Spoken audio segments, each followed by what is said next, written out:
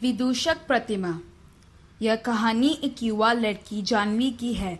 जानवी के माता पिता कई साल पहले गुजर गए थे।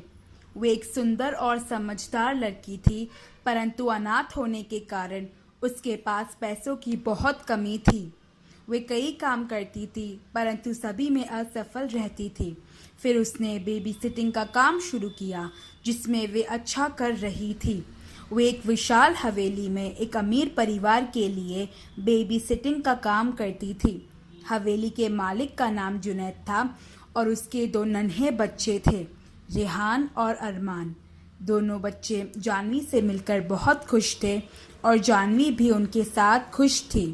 वे दोनों बच्चों के पिता जानवी से कहते हैं कि बच्चों को सोने के लिए ले जाए और उनके कमरे में टीवी देखे, ताकि जानवी उन बच्चों का ठीक से ख्याल रख सके। जब जानवी टीवी देख रही थी, तब वे बाहर के कमरे से एक हंसी को सुनती है। वे बहुत घबरा जाती है, पर यह भी ध्यान में रखती है कि बच्चे जग ना जाए। वह धीरे से उठ के कमरे के बाहर जाती है और हंसी के जरिए को ढूंढना शुरू करती है। वे किचन में देखती है, पर वहाँ किसी को नहीं पाती। फिर वे जुनैद के रूम में जाती है। वे वहाँ बिस्तर पर एक विदूषक की प्रतिमा को देखती है। वे यह देखकर घबरा जाती है। अचानक बिजली गुल हो जाती है। थोड़ी देर बाद जब बिजली आती है, तो वे उस प्रतिमा को वहाँ नहीं पाती। वे सोचती है कि यह उसका भ्रम होगा। वे फिर बच्चों के कमरे में आती है। वे कमरे में एक कोने में उसी जोकर प्रतिमा को देखती है। वे यह देखकर चौंक हो जाती है। वे प्रतिमा बहुत बदसूरत थी। वे प्रतिमा एक बुरी हंसी अपने चेहरे पर चिपकाए बैठी थी। उसे लगता है कि विदूषक उसे लगातार घूर रहा है, और जैसे ही वह चलती है, उस विदूषक की आंखें जानवी का पीछा कर रही है। चिढ़कर और बहुत डर कर जानवी उसे एक कंबल से ढक देती है और जुनैद को फ़ोन करके सारी बातें बयान करती है। वे यह भी कहते हैं कि मस्खरी मूर्ति उसे असहज कर देती है और वह दूसरे कमरे में जल्द से जल्द शिफ्ट होना चाहेंगी। पिता उसे तुरंत बच्चों के साथ छोड़ने के लिए कहता है, क्योंकि वे कभी भी एक विदूषक प्रतिमा के मालिक नहीं थे। जानवी यह सुन बेहोश हो जाती है।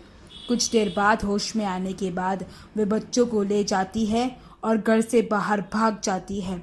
वो पुलिस को सूचित करती है, जो उस आदमी को पकड़ते हैं और गिरफ्तार करते हैं, जो महीनों से परिवार के बच्चों को उस जोकर के प्रतिमा के सहाय से मार रहा था।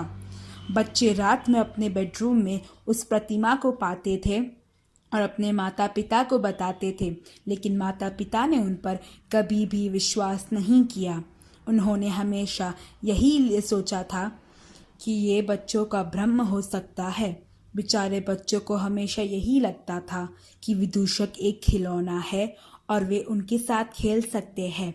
अगर उस रात जानवी ने जुनैद को विदूषक के बारे में नहीं बताया और सूचित नहीं किया होता, तो बहुत बड़ी मुसीबत हो सकती थी।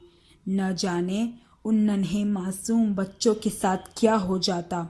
वे विदूषक प्रतिमा के पीछे का रहस्य बड़ा भयानक और डरावना है। यह सोचकर हमें यह महसूस होता है कि लोग कितनी हद तक बुरा काम कर सकते हैं। किसी को नुकसान पहुंचाने के लिए कितना बुरा काम कर सकते हैं। किसी को नुकसान पहुंचाने से पहले कई लोग दो बार सोचते भी नहीं है। न जाने उस आदमी को मासूम बच्चों से क्या ही दुश्मनी थी कि उसने ऐसा किया। क्या इंसानियत जैसा कुछ बाकी नहीं है? इस बात पर प्रश्न चिन्ह लगता है। इस कहानी से हम यह सीखते हैं कि अगर कुछ बात ठीक ना लगे, तो उसे भ्रम का नाम नहीं देना चाहिए और उस बात को नज़रअंदाज नहीं करना चाहिए, क्योंकि हर बार ऐसी बातें केवल भ्रम नहीं हो सकती है। अगर हमारे बच्चे हमें किसी चीज़ के बारे में सूचित करें, तो हमें उस पर ध्यान देना चाहिए।